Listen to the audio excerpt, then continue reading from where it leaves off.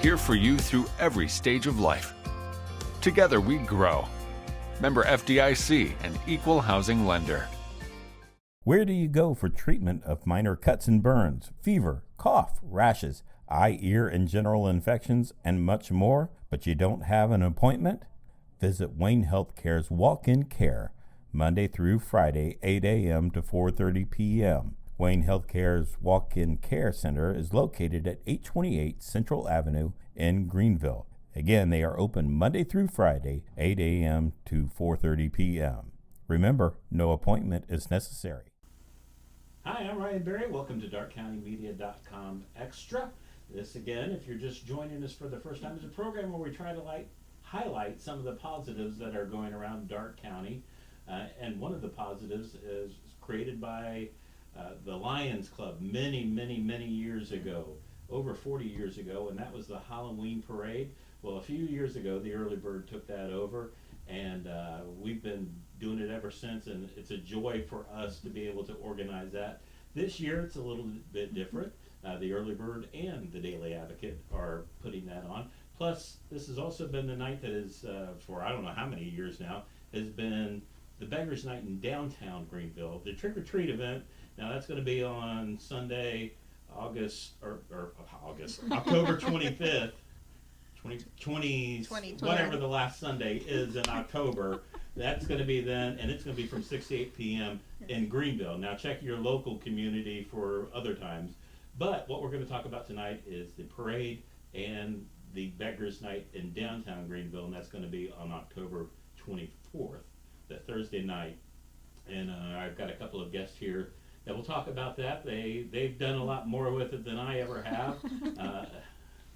Annette, she is with the Early Bird, and Crysta, she is with Main Street Greenville, and we're going to talk about both of those events. So welcome to the program. And where should we start? Let's start with, I asked that and then I just answered my question. Let's start with the parade. Sure. Annette, you've been involved with it now for about 2 or 3 years. 3 years, yeah. 3 years. And we've been doing it for probably 4 or 5. Mm-hmm. And so we've actually kind of got it down now almost. Right. So it's going a lot smoother. But tell us about the parade. When does it start? What are you expecting out of the parade? Oh, the parade is, every year it seems to get bigger and bigger. So this year it's going to be October 24th, and we're going to meet at the movie theater, Wayne Movie Theater. Everybody starts gathering around at 6:15. We're going to have judges, and so we're going to break everybody up into groups. The groups start out with toddlers 0 to 6. So we'll have girls 0 to 6, boys 0 to 6. Then we have the other categories, which are, the masked groups, masked boys, masked girls, 6 to 12. And then we'll have adults, and we'll have group costumes, and it's just going to be amazing. When we meet over at Wayne Theater, we're going to go ahead and put everybody into their categories, and then we'll have the judges lead them down the road to the circle where they come in front of you. Get to meet me, and we get to hand out the prizes. Exactly. That the judges picked them. We have nothing to do with picking those. But there's so many good costumes. And there is. And the judges, I mean, they love doing it. I actually, throughout the year, we want to judge. Can we judge? And they just love it so much. And sometimes they have shed a few tears because it's so hard for them to pick the right, there's so many good costumes that it's just so hard for them to pick one person. And the creativity that we see with all of the groups, I mean, it's just amazing what they put together. And then when you're walking down the main street there, and you look behind you and you see all these people in costume and everything, it's pretty surreal, but it's amazing how many people turn out for the event.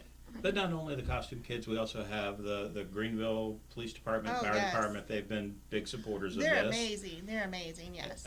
Greenville High School Band again this year? Oh, yes, most definitely. It's not a parade without the band. And, of course, the NJROTC. They've supported it the past several years as well. So we have all those groups. We have Mr. Dean. He's always the first one to get back with us for color guard and everything. Right. So you can't ask for a better group of people to help put on a parade. And then we got Miss Crysta over here. She's awesome. She always has cute costumes every year and goes all out too.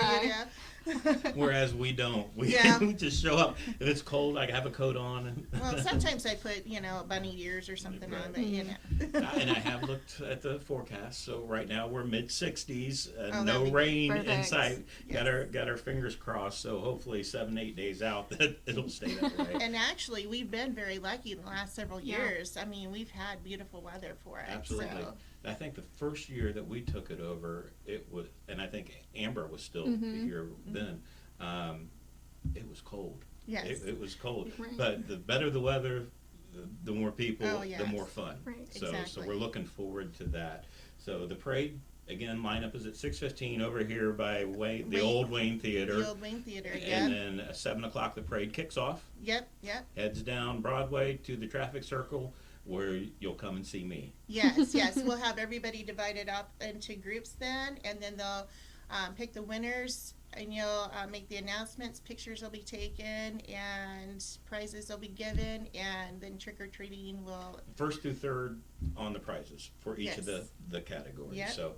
So that's going to be a lot of fun. Always is a lot of fun. Can't wait to do it again this year on Thursday, October 24th. Yes. And then also kind of with that is Beggar's Night in downtown Greenville. And Crysta, you know a lot about this one. Actually, this probably started before you were Main Street Greenville, or a few years before you were at Main Street Greenville, but you've carried it on and it continues to grow and grow. You have businesses lined up around the circle for this. So tell us about Beggar's Night. Yeah, it's a great combination of downtown businesses, and there are also businesses from outside of downtown that come to participate. So we have a lot of businesses like out from Wagner, so you got Rural King and places like that want to be part of it because it's such a fun community event, and it's a great way for them to kind of interact with families. So they come out and set up around the circle. So that combination of businesses from downtown and outside of downtown, they're all giving out candy and treats and fun things. So typically we say participate in the parade, get lined up and march down Broadway in your costume. And then after the costume contest judging, the kind of begging portion of the evening begins. Right. And it's really fun to see how the line just kind of forms, and it creates this line that just circles all around downtown. And we just have so much fun with it. Like Annette said, there's so much creativity in the costumes. And I think Beggar's Night was kind of created as a way for the downtown community in particular to thank people, to say thank you for supporting downtown. Obviously going into the holiday season is a big shopping time. And so just kind of appreciating the support from the community at these local stores. And it really is amazing, because if you're trying to get cut through any of those lines, it's just starts at the circle, goes all the way down past Don's Pizza, comes back around all the way up and around, and it'll take you a while to get through that course. Yeah. Yes. It's a pretty good haul of candy too for the kids. And again, this isn't something that the businesses are making money off of. This is something they're just giving back. Yeah. Right, absolutely. And you have a lot of great businesses downtown now, and even those that are along the circle that are coming in and participating. And you get almost 100% participation. You get the courthouse people and the commissioners out handing out candy. Right. You get the Greenville Fire Department down at the other end handing out candy. So it's more than just the businesses, it's everybody coming together. Right, yeah, and I think Trick or Treat is a good example, of kind of neighborhood unity where kids are going out and getting candy from their neighbors. But this is a really kind of fun citywide kind of bonding thing. A lot of families for Trick or Treat kind of stay in your own neighborhood or your own area, but this kind of brings a bigger group together, I think, in one place. And they kind of look out after each other and everything, and just want to make sure everybody has fun. It's amazing. Yeah, it's super safe. We try and do everything we can. So any business that is planning to give out candy for Beggar's Night, they do have to fill out a form that they are an official treater, and they will all have sticker badges on that say official treater. So we try and keep it safe and make sure that we know everybody who's here giving out candy. And that's important. You just don't go up and take candy from just anybody. Make sure that they have the badge on, that they've been pre-approved, which is something nice. As far as downtown Greenville, Main Street Greenville and the businesses downtown, they've done a lot to bring. You have your First Fridays They've done a lot to bring people downtown. Are you seeing a difference in the way people feel about downtown Greenville now? I think so. You know, we talk a lot about kind of downtown revitalization and that it kind of ebbs and flows. And there's periods where you see a lot of development and there's a lot going on. And then there's times where it's a little bit quieter. And I think the last year or so, we've really kind of seen that flow. I think the YOLO Park has been a big driver of that. Right. Obviously, that was a huge investment in downtown. And, you know, we talk a lot about investment kind of begets investment. And so it gets that ball rolling. And I think we're in a period right now where there's a lot of excitement. There's a lot of new businesses opening and expanding. So we're looking forward to what the next year brings. And by the time we have this on the 24th, October 24th, the parking lots have been redone downtown Yes. also. So a few more parking spots that are available in the city parking lots. Right. So just another added benefit to downtown Greenville. Yeah. They've done a great job. They look beautiful. Oh yeah, yeah, Yeah. It looks amazing. I didn't even realize there was a parking lot behind, next to the Rotary Park over there. And I looked down there and I'm like, oh wow, there is a parking lot over there. Where did that Right. come from? It's all bright now. It's lit up. Absolutely. So I mean, there's that part, and Rotary Park, what has been deemed Rotary Park, is looking nice also. Yeah, absolutely. And, you know, we owe a huge thank you to the city administration and city council for their work with getting the parking lots redone. You know, the city's investment in downtown is also a big kind of driver of further business investment. So seeing the parking lots getting redone and new lighting, we'll hopefully have some increased signage for those parking lots coming soon. Right. You know, they've been talking about replacing the pavers on the sidewalks in downtown. So all of those sort of things make a really big difference. And it means downtown is really starting to shape up. Right. I mean, it really looking nice. You go to some other communities I've been to, and those communities, the downtown, some of them not so good, but other ones where you see that they're vital, or Tiffin, for example, I've been down there a lot. Great community. Yeah, it's a college town, 2 colleges, but still the downtown area looks Right. beautiful. And so I'm kind of seeing that happening here Yeah. now with the investments that the city has put in, and the activities like First Fridays, what we have coming over here, I guess, if that's still going, that the YOLO Park is putting on in this weekend, isn't it? Yes, Yeah. Friday night. Friday Tickets night. are still available. Friday night, tickets are available for that an event over at YOLO Park. So just a lot of great things happening, and hopefully soon, well, within the beginning of the year, sometime, the next door neighbor here, Yes. just more benefits for downtown. And I think it all starts with people see how active downtown Greenville is, and they want to be a part of it. Right. And so let's keep doing things like the Beggar's Night, the parade, the First Fridays, and all that kind of stuff. And I think we're going to see a big difference. It makes you anxious to see what the holidays are going to look like. I Oh mean, yeah, do that such one, a that one's beautiful coming job. up too. The The horse parade. Horse Oh, parade. yeah, So we'll have you back in. We'll talk Perfect. about the horse parade some too. Last year we tried to video it, and then my battery on my phone died towards the end because it was so When it's stinking cold, yep.